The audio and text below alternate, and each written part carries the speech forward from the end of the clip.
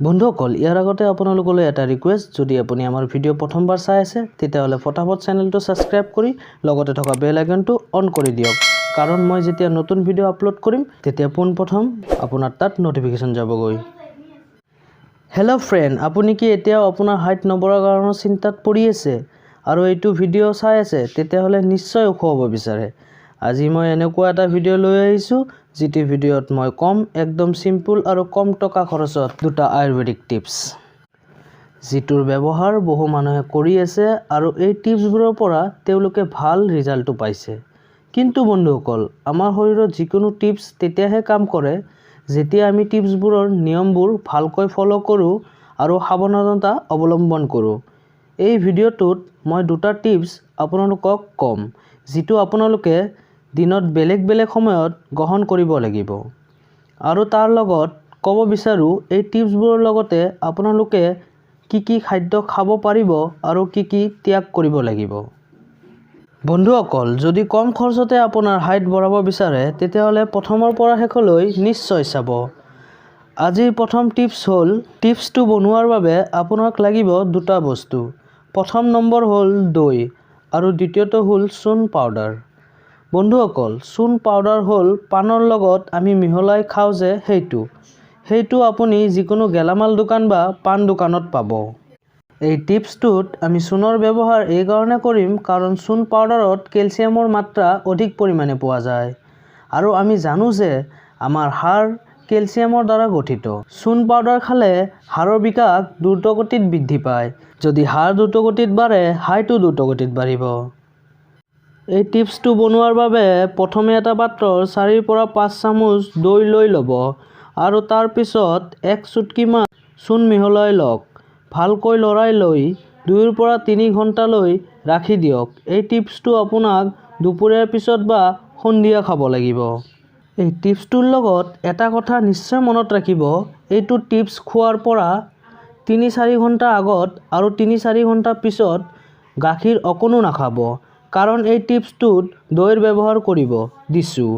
দৈ আৰু গাখীৰ কেতিয়াও ভুলতো একেলগে নাখাব। এতিয়া ক'ব গৈ আছোঁ দ্বিতীয় টিপছৰ বিষয়ে। দ্বিতীয় টিপছ কোৱাৰ আগতে মই এটা কথা ক'ব বিচাৰোঁ যে দুটা টিপছৰ ভিতৰত এটা টিপছে আপোনালোকে ব্যৱহাৰ কৰিব। যদি প্ৰথম টিপছ ব্যৱহাৰ কৰে তেনেহ'লে দ্বিতীয় টিপছটো ব্যৱহাৰ নকৰিব আৰু যদি দ্বিতীয় টিপছটো ব্যৱহাৰ কৰে তেতিয়াহ'লে প্ৰথম টিপছটো ব্যৱহাৰ নকৰিব। দ্বিতীয় টিপছৰ বাবে আপোনালোকক অশ্বগন্ধা পাউডাৰ আৰু গাখীৰ ল'ব লাগিব। বন্ধুসকল, ওখ হোৱাৰ বাবে যুগ ধৰি অশ্বগন্ধাৰ ব্যৱহাৰ অব্যাহত আছে। অশ্বগন্ধা এনেকুৱা এটা বস্তু যিটো ওখ হোৱাৰ বাবে আয়ুৰ্বেদত সকলোতকৈ বেছি ব্যৱহাৰ কৰা হয় আৰু এইটো আপুনি ওচৰ-পাজৰৰ যিকোনো আয়ুৰ্বেদিক বা মেডিচিন দোকানত পাব। ইয়াৰ দাম 50 পৰা 60 টকামান হ'ব। এইটো একদম সিম্পল টিপছ। এইটো বনোৱাৰ বাবে প্ৰথমে 1 গিলাচ গাখীৰ ল'ব লাগিব।